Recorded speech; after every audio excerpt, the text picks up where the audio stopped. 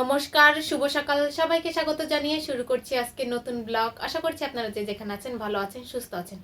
কালকে তো রাত্রে বারবিকিউ খেতে খেতে বারবিকিউ খেতে খেতে অনেক লেট হয়ে গেছিল ঘুমাতে।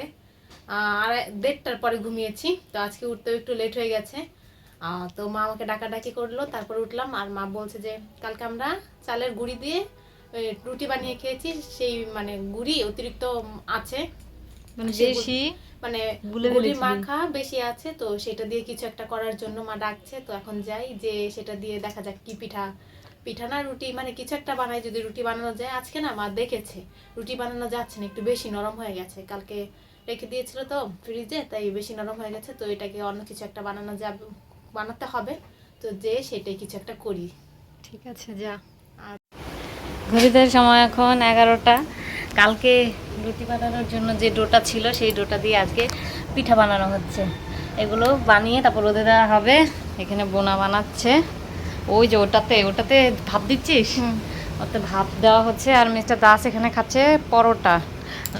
দোকানে গিয়ে খাবে বলেছিল, কিন্তু দোকানে যেতে পারেনি, লেট করে ফেলেছে। আর এখানে হচ্ছে কি বের করা হয়েছে, মেহেদি বের করা হয়েছে, এগুলো মাথায় দেবো। আর এখানে কালকের আমাদের বারবিকিউ রয়ে গেছে, এখন এগুলো আমি বিতরণ করতে যাব, কারণ এতগুলো রয়ে গেছিলো, খাওয়া হয়নি। তখন নিয়ে যাই, তো আমাদের এতগুলো খাওয়া হবে না। চাচা, চাচারা চলে যাচ্ছে, টাটা। তোমার ব্যাগ কই? ব্যাগ নিয়ে আসো নাই তুমি?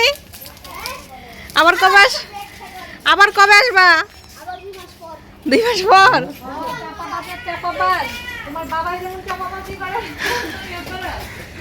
আর ওই যে সম্পা দিদি এখনো ঘরের সামনে সবার কাছ থেকে বিদায় নিয়ে আসছে। শম্পা দিদিরা চলে যাচ্ছে, তাই আমরা সবাই মিলে এসেছি ওদেরকে এগিয়ে দিতে। তো শিমুলতলি পর্যন্ত এসেছি ওদেরকে এগিয়ে দিতে। ওই যে শম্পা দিদি, কার্তিক দা, স্বচ্ছ একটা শিমুলতলি থেকে অটোতে যাচ্ছে, জয়দেবপুরে থেকে ট্রেনে যাবে। তো যেহেতু ওদের বাড়ি অনেকটা দূর, নারায়ণগঞ্জ, পুরোটা তো আর অটোতে করে যাওয়া যাবে না, তাই বাকিটা ট্রেন দিয়ে যাবে। ভর দুপুরবেলা এখন আজান দিচ্ছে, আমি এসেছি আম পাড়তে, অনেক উপরে। হ্যাঁ, কাঁচা আম নিবি না পাকা আম? কাঁচাটাই নেব। মা বলেছে টক রান্না করবে না? ডাল রান্না করবে, ডাল। ও ডাল?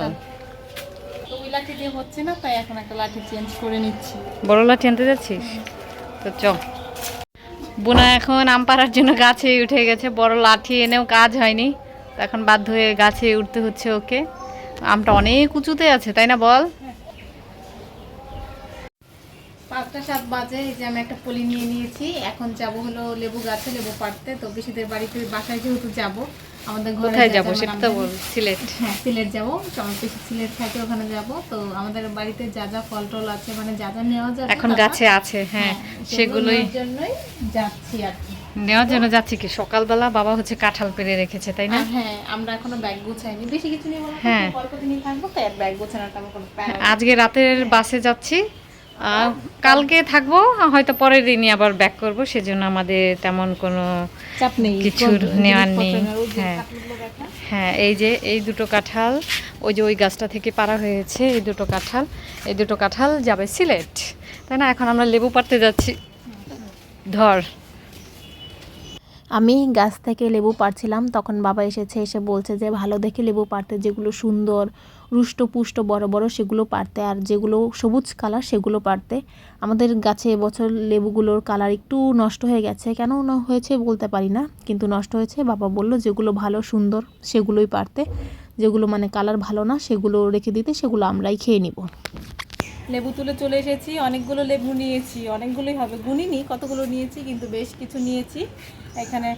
আর লেবুগুলো থেকে আমার নাকটাই ভেঙে গেছে, লেবুর গন্ধ নিতেছে, লেবু থেকে এত মমক গন্ধ বেরোচ্ছে। আচ্ছা আচ্ছা আচ্ছা আচ্ছা, এবার আমাদের ব্যাগ প্যাকিং শুরু করতে হবে, চ। এখন বাজে 7টা, সন্ধ্যে 7টা আর কি বাজে। তো আমাদের ব্যাগ প্যাকিং এখনো শুরুই হয়নি। আমি তো ব্যাগ প্যাকিং শুরু করিনি, দিদি জামা কাপড়ও রেডি করেনি। এই যে দেখাচ্ছি দিদি কি করছে। দিদি এই যে এখানে বসে বসে জামা কাটছে, এটা এখন সেলাই করবে, সেলাই করে তারপরে প্যাকিং করবি নাকি? আর আমিও এই জামাটা নিব, তো বের করে রেডি করে ফেলবো। এই যে আমার ছোট ট্রলিটা বের করেছি, এটা দিদি বলছে নিয়ে যেতে, আমার একদমই নেওয়ার ইচ্ছা ছিল না, তো দিদির জন্য এটা আমাকে নিতে হচ্ছে আর কি। আর এখানে আমি যা যা জামা নিব সেটা রেডি করে ফেলেছি। এই যে এই জামাটা নিব ঘরে পরার জন্য, এটাও নিব ঘরে পরার জন্য। আর এই যে একটা জামা, তো এটা আমি সরস্বতী পূজার সময় পরেছিলাম, আর এটা তো আমি বেশ কয়েকবার পরেছি। এই জামাগুলো নিব। এই যে দিদি এখনো গোছাচ্ছি, এই যে গোছাচ্ছে। এখন বৃষ্টি শুরু হ্যাঁ। হয়ে গেছে। আজকে সারা দিন এত গরম ছিল, এখন বৃষ্টি শুরু হয়ে গেছে। তো আমাদেরও আর বেশি সময় নেই, বোনার এখনো গ্রুপ লাগ বাকি আছে। হ্যাঁ, তো ওইগুলো এখন আমি ব্যাগে ভরে নিব। হ্যাঁ হ্যাঁ, নে নে নে। এই যে এত বড় বস্তাটা নেওয়া হয়েছে কাঁঠাল দুটো ভরার জন্য। প্রথমে তো ছোট একটা ব্যাগ নিয়েছিল, কিন্তু ব্যাগে জায়গা হচ্ছিল না বলে এখন বড় একটা বস্তা নেওয়া হয়েছে। 8:47 বাজে, আমাদের খাওয়া দাওয়া হয়ে গেছে, তাই না? এখন আমরা জামা পরবো। তবে তার আগে এসেছি এই ঘরে কালকে আমরা যে বারবিকিউ করেছিলাম সেগুলো তো ওভাবেই রয়েছে, এগুলো একটু পরিষ্কার করে দিয়ে যাই, নয়তো বাবা খুবই রাগ করবে। 9:30 এখন বাজে, সবাই বেরিয়ে গেছে, আমি এখন বেরিয়ে যাচ্ছি। তো অনেকটা লেট হয়ে গেছে, এখন তাড়াতাড়ি করে যেতে হবে। বোনা এখন তাড়াতাড়ি চলে গেছে, 9:30। বাবা 9:30টায় আমাদের বেরোনোর কথা ছিল। ও প্রচুর ভারী, সেজন্য আগে চলে যাচ্ছে। কতগুলো ব্যাগ হয়েছে আমাদের। হ্যাঁ, এই যে মিস্টার দাস বাবু আসছে নিয়ে ব্যাগ। আমরা জয়দেবপুর এনা কাউন্টারে এসে বসে রয়েছি। ভেবেছিলাম হয়তো আমাদের লেট হয়ে যাবে, কিন্তু এসে দেখি না, এখনও বাস আসেনি, আমাদের অনেকটা সময় বসতে হবে। তো বাহিরে সবাই আছে, দাদা বাবা ওরা আমাদেরকে এগিয়ে দিতে এসছে। আমি আর দিদি ভেতরে বসেছি, আর বাকিরা সবাই বাইরে হাঁটাহাঁটি করছে। তো কিছুক্ষণের মধ্যে আমাদের বাসটা ছেড়ে দিল। আমি আর দিদি একসাথে বসেছি, জামাইবাবু সামনের সিটে বসেছে। এখন আমি আর দিদি একটা ঘুম দিব, কেননা রাতে কিছু দেখার নেই। 12:58 বাজে এখন আমরা যাত্রা বিরতিতে আছি। হ্যাঁ, ব্রাহ্মণবাড়িয়া রাজমণি হোটেল, রাজমণি তো ঠিক না? হ্যাঁ, রাজমণি হোটেলে আছি। আর বাসটা খুবই তাড়াতাড়ি যাচ্ছে, আর খুব তাড়াতাড়ি পৌঁছে যাবো।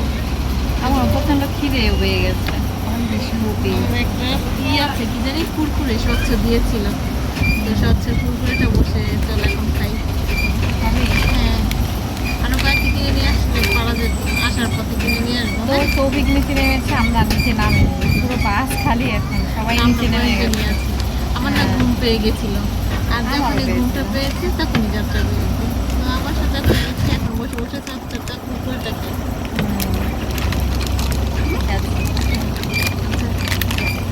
আমরা যে বাসটায় করে এসেছি সেটা অনেক তাড়াতাড়ি চলেছে, তাই আমরা খুব তাড়াতাড়ি চলে আসতে পেরেছি। তো সিলেট এসে আমরা সিলেট যে না কাউন্টার আছে সেখানেই বসে রয়েছি। যেহেতু আমরা অনেকটা তাড়াতাড়ি চলে এসেছি, তাই এখন আমরা দাদাকে ফোন দেইনি। তো কিছুক্ষণ পরে যখন দিনের আলো ভালো করে ফুটবে, আর একটু ফুটবে, মানে 5টা নাগাদ বাজবে, তখন দাদাদের ফোন দিব, তারপর এখান থেকে রওনা দিব। কিছুটা সময় ওয়েট করে আমরা অটোতে উঠে গেছি। তো এখন আমরা যাব সুধীর বাজার, টাঙ্কির পার, ওখানে আমার দাদা ওয়েট করছে, আমাদেরকে অটো নিয়ে যেতে বলল। পিসিদের বাসায় আসার পর খাওয়া দাওয়া করে স্নান করে অনেকটা সময় ঘুমিয়ে নিয়েছি। বেশি সময় ঘুমাইনি, কিছুটা সময় ঘুমিয়েছি।